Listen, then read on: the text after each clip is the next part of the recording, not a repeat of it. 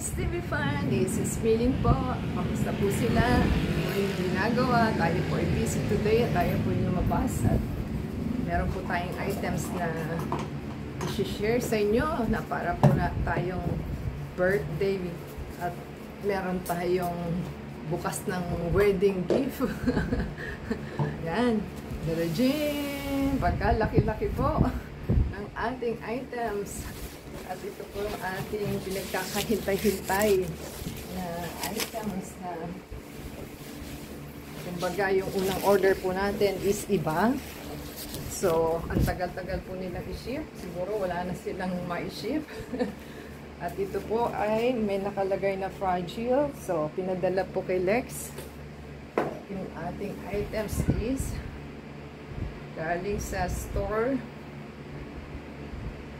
Ating pong silipin. At ito po ay galing sa store na tawag nun Tix, T-I-X-X po. Pinayaran po natin is yung items po is $2,099 plus delivery, pero meron po tayong discount. Kaya ang binayaran lang po natin is $1,925.54. Hindi na pala tayo nakikita sa laki po ng ating items. So maganda po ito kasi meron na po tayo pong backup na air fryer oven. So yan po ang ating magandang items na pagka mura-mura at high-tech, diba? Kasi sa una natin nabili na 7,000 o 8,000 yung binili ko. Yun lang po. Kasi ito po is parang ano lang, pang backup lang, air fryer po ito. Air fryer yun po yung binili natin before. At the same time, maganda po ang ating items kasi digital siya.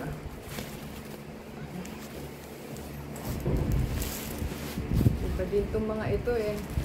Pa-reverse yung ginawa. Ano ba yun? Hindi kaya maano yung items. Naka-bubble wrap, naka-box po. At ating pong tignan kung tama ba ang ating items kasi wag po silang mag-hesitate na mag-report. Kasi kung hindi po, ang gagawin lang naman po is i-picturean nyo lang naman at saka yung reason of why you want to refund, delete, return items kung damage, bakit hindi mo i-return. Kasi yung iba parang hirap na hirap, parang easy way lang naman po ang pagre-refund, pagre-return within a few seconds. So ito po yung ating malaking items, diba? Hindi natin makita. Sobrang laki po ng box. So, yan. Yung kanyang box. At ating pong tanggalin para po makita na natin at hindi natin mabuksan. Yan. Hindi pa rin makikita. Ayan. Ang bigat din po siya. Ilang, rin po ito. Ayan. Yan. Diba? Ang ganda-ganda po. Box pa lang po yan. At ating pong kunin sa box kung anong kagandahan niya.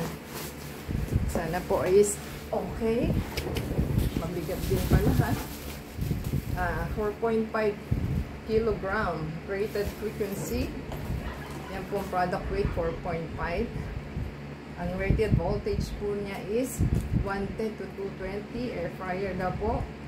Dark gray. Bakit dark gray? Di ba black? Black ang order ko eh. So, tingnan po natin. Kasi, ang order ko is black, hindi gray. Sana box lang yun, kasi box lang naman po ito. Tingnan natin kung ano po siya. Kung tama po ba. Ayan.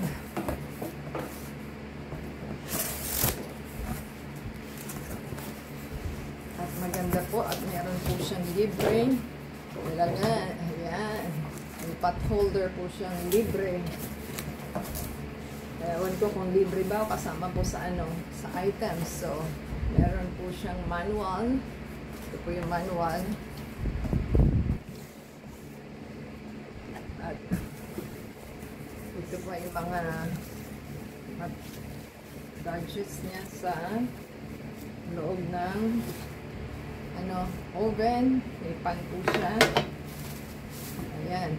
Meron pa siyang isang pan. So, tignan po natin. Hindi po natin makuha. Paano ba to? Hindi po natin kayang buksan. Nabigat po eh. Ayan. Kailangan sa gilid mo siya kukunin. Kailangan hindi natin makuha. Kailangan dalawa pala kami kukuha.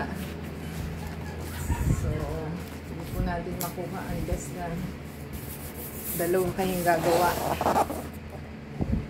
Hindi natin makuha. Paano ba to?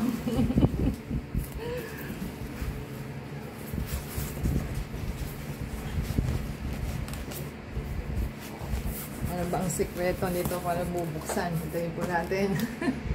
Ang hirap pong buksan. Ano ba yan?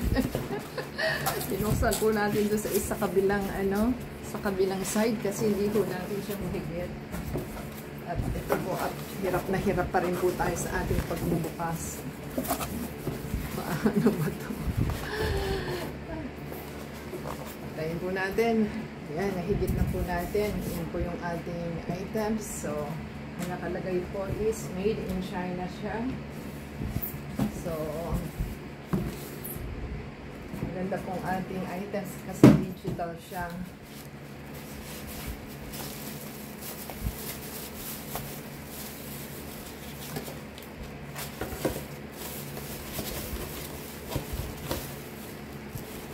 Sa talagang pagbubukas, hindi natin mabuksan. Ito na po yung ating items at nakatagilid po pala siya. Ayan. Bukas na natin. Jing! Ganda-ganda na ating items. O, diba? Ayan. Ito po ang harap. Ayan. At ito po yung cord. At yung cord po niya is nakasealed pa rin para hindi mabuksan. Ayan. Ayan po ang ating cord. At ito po yung ating side. Lagyan lang niya na tawag nun. Cling wrap. Para hindi siya magasgasan. Ingat-ingat talaga. Ano ba yan? Hindi mo natin makuha. Ayan.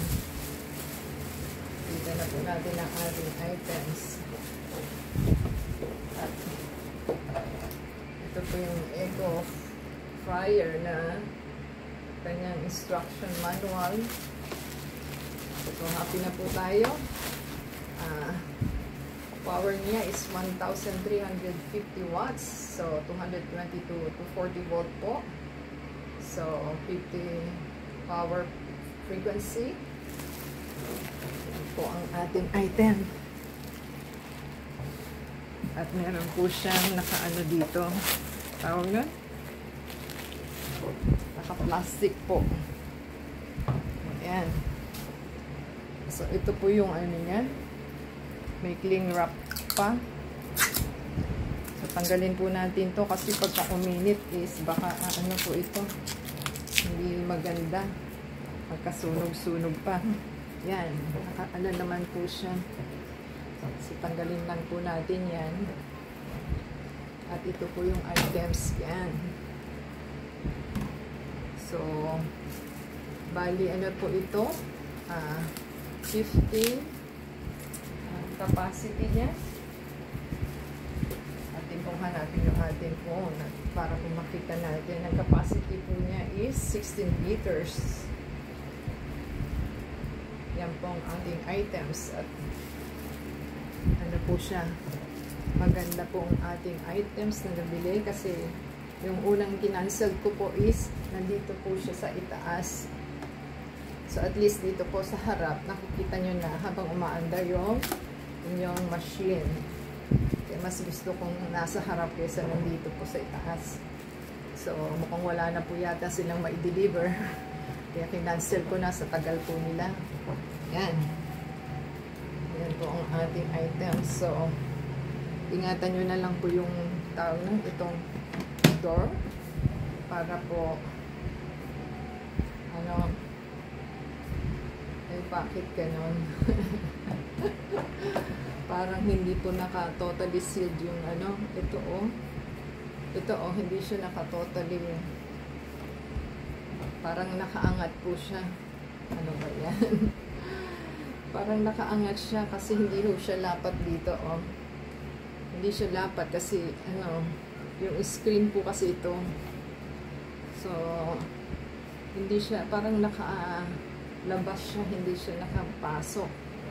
Hindi siya nakaurong na ganon. Bakit ba ganito? Ano ba yan? So, sana po wala namang ano tong screen. Kasi ito po yung LCD screen niya. Parang hindi po, ayan o. Hindi siya nakapasok doon. Ano? So, ito po yung lock ng inyong oven. Oven po ito. So, ang maganda po dito, pwede po kayong mag-roast. Ano? French fries, chicken, fried stick. Yan po yung mga nakalagay na pwedeng iluto. So, maganda po siya. Kaya bumili na po ako ng kakainin na ma-try natin pagka i-test po natin. So, nakalagay dito is ano kaya itong screen na ito. Kasi dito sa gitna, parang nakaangat siya. Ito po, oh, nakaangat yung LCD dito. Ayan, hindi siya nakalapat. Pasok kulang sa ano, tawag kulang yata sa dikit o ano. So, kagandahan po niya is pwede silang multifunction naman nata ito. 16 large capacity touchscreen, multifunction, oven, fully automatic machine ang nakalagay. So, home and entry ID yan po siya. Generous elegance. 10 plus N versatile option daw po. Meron siyang air fryer, meron siyang rotisserie oven, toaster, microwave, tow box, dehydrator. So, extra large capacity po, 16 liters. Yung naunang kinancel ko po is 15 liters, ito 16. So, cool touch exterior design daw po siya. 360 surrounding baking and fast heating. Product parameters, 350 mm by 395. Yun po yung size, and 325. So, black and gray pala yun. So, pag sinabi mong black, may gray din siya. May two-tone ang nangyari sa kanya. So, i-try po natin i-power on kung paano ba ito. Kung sisindi ba o hindi. I-try po natin siyang i-power on kung okay ito. Hindi po natin alam kung masyadong virgin yung ating ano.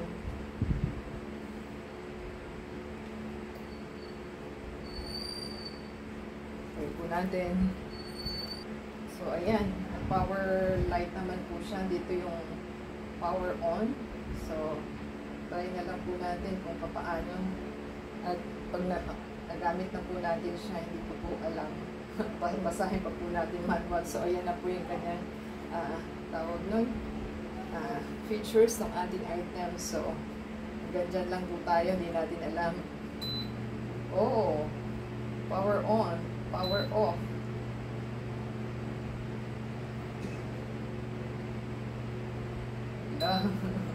Yan po ang ating items. So, hintayin na lang po natin. So, in-off na po natin yung ating oven doon. Tinry lang po natin kung magpa-power light o ano. Kasi magbabasa pa po tayo kung paano po siya i-operate. So, happy na po tayo sa ating purchase. At the same time, yun lang po yung concern ko dito sa LCD niya. Nakaangat siya. Ayan o, kikita nyo. Nakaangat siya. So, yun po ang ating problema sa ating LCD. Ayan o, hindi po siya nakalapad yung ano niya. Dapat po is nakapasok siya para nakalabas po eh. So, yan lang po ang problema natin. At the same time, parang may mga gas-gas po dito sa ano, sa gilid. So, yan lang po ang ating masasabi for now. So, uminit naman po siya. Hindi lang po natin alam kung mag-ooperate po siya. So, babasahin po muna natin ang manual para po alaman natin kung nag-operate at i-follow up na lang po natin ang review sa ating ano, comment review sa ating item. So, happy po tayo. Thank you po sa seller sa ating item. And thank you sa ating delivery guy for handling the items. At the same time, paki-add po tayo sa Facebook, Twitter, TikTok, and Instagram. And support sa channel. Subscribe po sila kung first time po nila. Kung nakarating ka po sa ating pinali na to, subscribe po, give us a thumbs up, comment down below, and anda sa Facebook, Twitter, TikTok, and Instagram. Thank you, seller, sa ating magandang items at delivery guy. Until next time, God bless everyone.